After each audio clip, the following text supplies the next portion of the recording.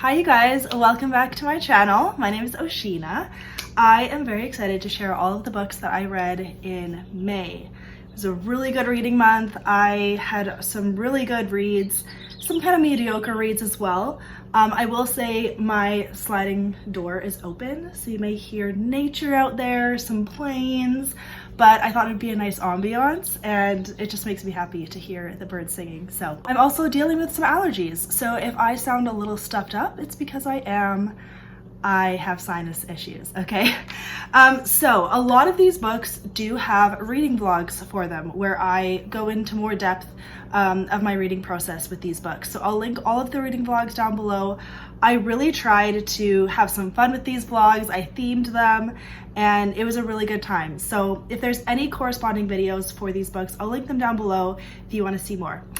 The first book that I finished in May was Waterfall by Lisa T. Bergren. This was in reading books outside of my comfort zone because this is a fantasy story, kind of more like medieval portal fantasy, which is super out of my comfort zone. I don't reach for fantasy like ever. So this was a pleasant surprise. I ended up giving it 4 stars. I ended up liking it, I think because I really liked the characters. I didn't find that the world interested me. I didn't find the world interested in me. I don't know why I can't say that. Anyways, I really liked the characters. You follow this family who's on an archaeological dig in Italy, and there's 2 sisters. They go into this like cave tomb place. They put their hand on the wall and they are transported to medieval Italy. So you wake up with this one sister and she is trying to figure out like where she is, what happened. She ends up being like captured kind of by this group of Italian men that are like fighting a war, and so she goes to their kingdom and has to figure out what's going on. There's a lot of like political upheaval in this book that you learn about, and I will say like some of the descriptions of medieval Italy and like a bit of the politics were super interesting to me. I really liked seeing kind of the like more character to character interactions, but overall I was impressed. So this is totally clean. There's no language, but there is a bit of violence. Like they are in a war and they do describe a little bit of what's happening to the people when they are stabbed and shot with arrows. So if you're squeamish like a lot, then this probably will make you squeamish, but I was fine with it, and it definitely ends in a way where it's like, I want to know what happens. So this is the first book, I think, in a 4-book series, or maybe 3-book, I forget, someone told me. Definitely want to continue with it, not anytime soon, but overall I totally recommend this. There is a little bit of faith in it as well, so that was really great. Then I started reading The Do-Over by Lynn Painter, and I did make a video about this just because it had a lot of content in it that made me uncomfortable to read in YA. I was not thrilled by it, so I'll link the video down below, but I gave this 1 star. I was really disappointed, and I think it's not a well-told story. There was language, there was mention of like steamy romance books and PORN, and I was like, I don't know, it just felt really sad to be in a YA book that was meant to be lighthearted, but I didn't like it. Would not recommend. Done. Then I read Practice Makes Perfect by Sarah Adams. I love this cover so much. I love the pink. I love pink. And I gave this 3 stars. This is the sequel to When in Rome. I really enjoyed When in Rome. It was so good. I gave it 4 stars. I expected to give this one at least 4 stars, but I gave it 3. I wrote a very detailed review on Goodreads and on Instagram, so go ahead and check there if you want to see more, but it was clean in the sense that you didn't see them actually doing the act in the bed, but there was so much buildup and like very steamy makeouts that felt like, it almost felt like they were doing it, but they weren't. Like that's kind of how the language made me feel. So I almost wouldn't call this clean, especially because they do talk about sex, you know, a fair amount. And mainly also because this girl is a virgin in the book, which I thought was so refreshing. I know actually there's a lot of virgin stories, but then they're like not clean, so yeah. But I thought this one was gonna be a virgin story that didn't have it in it, but then it did, and I was just disappointed. There's also a fair amount of language in here, no F-bombs, but other words, and I just was like sad by the content, so that was a bit of a letdown. I don't know if I would recommend this. There were definitely some curl toe, like, what? What am I trying to say? Like where I just kind of went like, oh, like giggling and like kind of, you know, scrunching up because it's so cute. Like there were a lot of cute moments, so much like flirting, and that was like totally my jam. Like I loved it, but then it just would go a little bit farther than I'm comfortable with. So I'm glad that this is an option though for people who just can handle the rest but don't want to see the actual bedroom act. That's great. I don't know. I'll definitely keep reading Sarah Adams books. I definitely think she's a good author. You know, read at your own risk, but I'm glad I read it. Like I don't regret reading it. I did enjoy most of it, but then there were just some key parts that were like sad. Then I read All Through the Night by Tara Johnson. I gave this 2 stars. This is a Christian historical romance fiction-ish, and it is set in America during the Civil War. So there was quite a bit of like historical aspects included with that time period, and I just found it boring. I wasn't into the story. I didn't connect with the characters.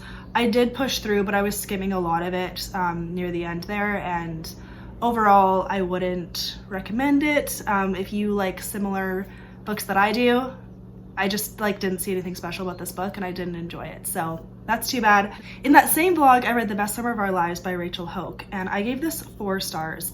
This was out of my comfort zone because it's dual timeline, and I generally don't enjoy dual timeline because of the historical timeline that's included, and that probably was the main reason I didn't give this 5 stars.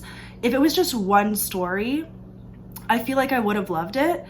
And I did really enjoy it though, like 4 stars is good. So I definitely watched the vlog because it was kind of an up and down situation with this book, because I found that like the start made me very interested, but then it jumped to the past and you had to get to know these 4 girls in their different perspectives, and I definitely got them mixed up sometimes, especially because each of their names are a season, so it was hard to distinguish them sometimes, so that kind of was going against it. But I really loved like the arc of the story, and you definitely follow this the main girl, Summer. She just had so much character development in such like a real raw way, and I loved the ending. I loved how it all came together. So yeah, like 4 stars. Definitely think it was a well-told book. I just kind of got bogged down, I think, with all the perspectives, and then just with the historical timeline, I was like, don't care about this. So then I attempted to read The Spanish Love Deception by, I think, Elena Armas, and I DNF'd this one mainly because I didn't really like the characters. It's definitely hate to love, enemies to lovers, and it just doesn't work for me because I don't like it when the banter feels like they're just being straight up rude to each other. And really it was her being rude to him. He was not being rude. He just kind of like was being who he was, and she just like hated him for it. I don't know. I wasn't into it. There was some language as well, and then I did hear that like the bedroom was coming. I didn't get to that part, but yeah, overall wasn't my favorite. Gave it a try, whatever. Then best book, ooh, no, yes, I don't know. Best book of the month, maybe? The Friend Zone by Sariah Wilson. I love this book. 5 stars. Wow. This is a sports romance. Absolutely clean. Like, they may have like kissed, I think, twice, and it was so good. Like, it definitely was passionate, but not in like a uncomfortable way for me. Like, it was so good, okay? So you follow this dude who he got kicked off of his NFL team, or his college team, or university team, okay? And so he gets bumped down a division and he has to go to like a community college, and they have a football team too, but it's like a lower division. And so he joins the team, and right away the coach says, he like lists out these rules, and one of the rules is they're not allowed to swear. The other rule is they're not allowed to drink. Other rule is they're not allowed to sleep around and be with women. And so I was like, this is amazing. And it wasn't cheesy, it wasn't weird, like it didn't feel out of place. Like, it felt so right for this, and I loved it. And of course, the girl that he likes is the coach's daughter. I love the storyline so much. So they commit to being just friends because they both know this rule, but she's his tutor for math. And so they're friends, it's fine, but they both catch feelings, and it's the best thing ever. And I loved the ending. There was so much depth to the characters as well. Like, it was so good. They communicated perfectly. Like, it was actually a depiction of a healthy relationship, in my opinion. Kind of the best case scenario, honestly. And I loved it, okay? There is a sequel that follows his roommate. I for sure want to read it. And amazing. So thank you, Sariah Wilson. Highly recommend this book if you like romance, especially sports romance, especially like kind of friends to lovers, I guess, and like forbidden romance, I guess, you know, all those things. So good. Loved it. No language, okay? Actually, what was funny is his roommate usually swears a lot, but because he wasn't allowed, he made up the funniest like kind of swear word replacements that were like totally tame and really funny. So I was so into it. I thought that was really funny. I loved it. So there you go. Maybe it is the best book of the month. I think it is. Although there's 2 other ones coming that were really good too. But okay, next. I read The Waterkeeper by Charles Martin. This book took me on a ride. This is in, I think, my 12-hour vlog as well. And at the beginning, I was like, I don't want to read this. It's sad. I'm not in the mood for it, whatever. But I got the audiobook for it, and the audiobook is so good. The guy is such a good narrator, and he has like kind of a southern accent. I don't know if this is what Floridians sound like, but he matched it perfectly. I felt like he was the voice of this character, so that was great. And you kind of just have to get past the first little bit, like really the first couple chapters. And then the main character starts meeting these other characters that join his like little crew. And each one is so special and endearing and like are such a good addition. And I was so invested. There were some times where I was like, okay, you're describing the Florida coast like a little much. I don't need to like know what direction you're going. And it was just very descriptive, and I don't care about that. Like I don't find like a strong connection to nature descriptions in books. So I didn't really connect with that. That is the main reason that it brought it down for me. Like it just was like, I just wanted to get to the plot of the story, you know? But you follow this man who lives on an island, and he like takes care of this old church, and he is a priest technically. And then he has like some kind of secret life as well that you like slowly find out about. Kind of 2 secret lives, okay? And then it opens with this like random teenager comes on shore to his island, and like she is totally drunk, like drunk out of her mind, maybe on drugs too.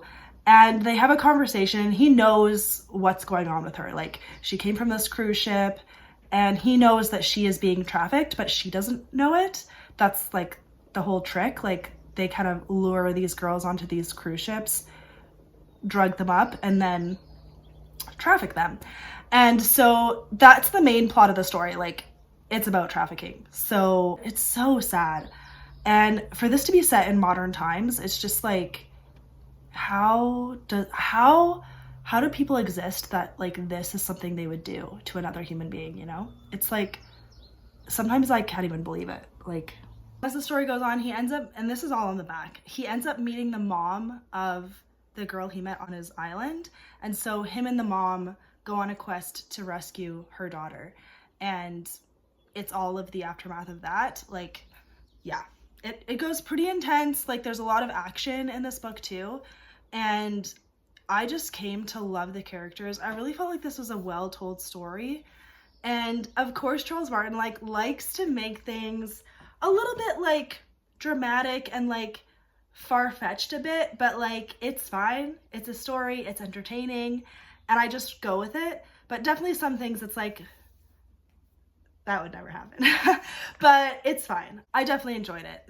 It felt super close to a 5-star, but just not quite. So 4 stars, definitely reading the rest of these books. I can't wait to keep going. I actually have already started The Letter Keeper and I'm into it already. So yeah, definitely recommend this book if any of that sounds good to you. It's worth it. Push through the first couple chapters.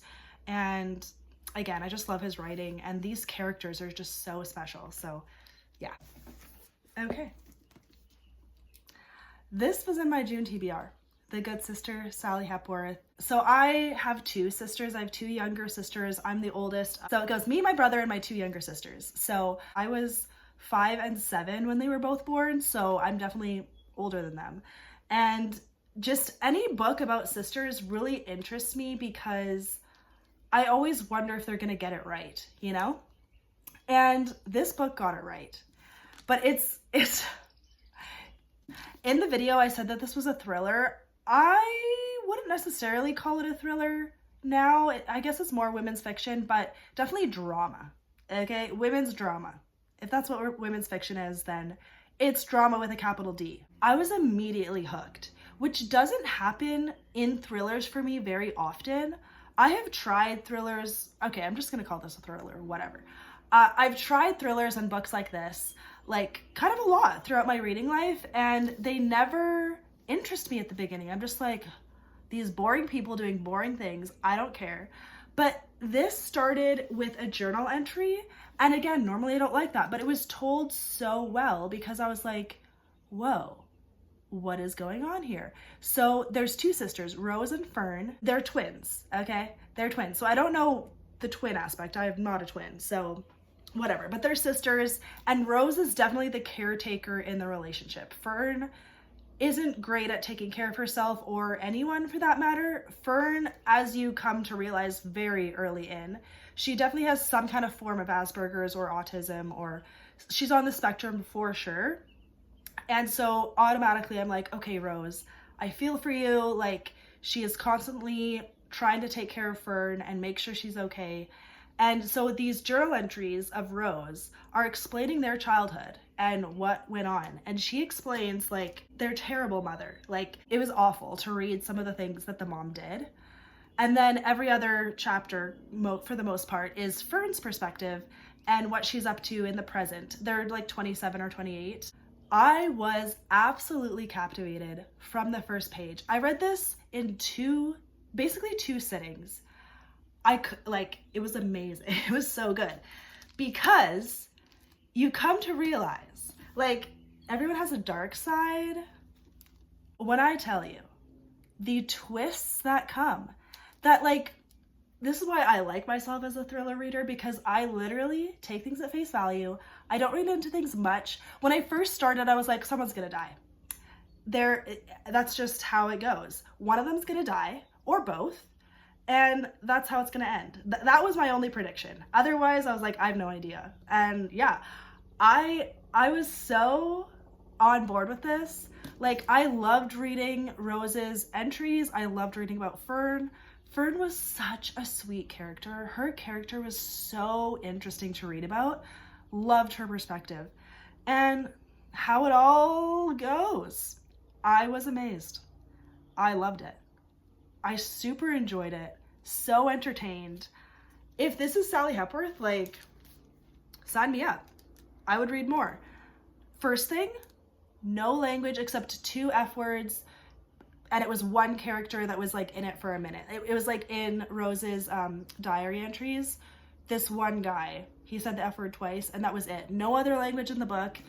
Totally clean, although, like, they talk about doing it because Fern is trying to get pregnant, but nothing graphic at all. Like, it was totally fine. 5 stars. Very surprised. But yeah, it was really fun. I liked it a lot. All right, then a nonfiction. I read Tailor Made by Alex Seeley. I did find the audiobook for this, and she reads it herself. It was so well read. She is a good speaker. Obviously, she's a pastor. And I loved this. It was just so sweet. You do follow a lot of Alex's life and, like, how she got to where she is, all of her trauma as a child, and then how God, like, is your identity. He is our Father. He created us. He has a plan for us. Nothing can shake our identity in God. And I really connected with it. It was a really well written book. Definitely great balance of her life to like biblical truths with verses included, and overall, I really loved it. I'd highly recommend this to anyone. I don't think it's just a book for girls too. Like, I think anyone, everyone could enjoy this book from young to old. So yeah, highly recommend it. Okay, lastly, I did read a manga called ReLife. This was in my 12-hour reading vlog too. I gave it 2 stars. It was kind of boring. I didn't really care for it. So you follow this guy who is like commissioned by this other random guy to go along with an experiment where they have discovered a way to make you young again so that you can go back to high school and live it out again, but with your mind, with your adult mind. So he agrees to do it, but like, it was so boring. Like, one scene took like 3 chapters and I was like, move on. Like, he needed a pencil and it took like 3 or 4 scenes for him to get a pencil from this other kid. And I was just like, this is boring. I can't do it. So I'm sorry, brother. He was a little hurt by that, but I need quick, funny manga. That's what I need. So 2 stars. Those are all the books that I read. It was great. I had a great reading month and we're carrying on the trend. I'm in my reading era. This is amazing. Yeah, it's like what I do with all my spare time now. I read and it's really fun.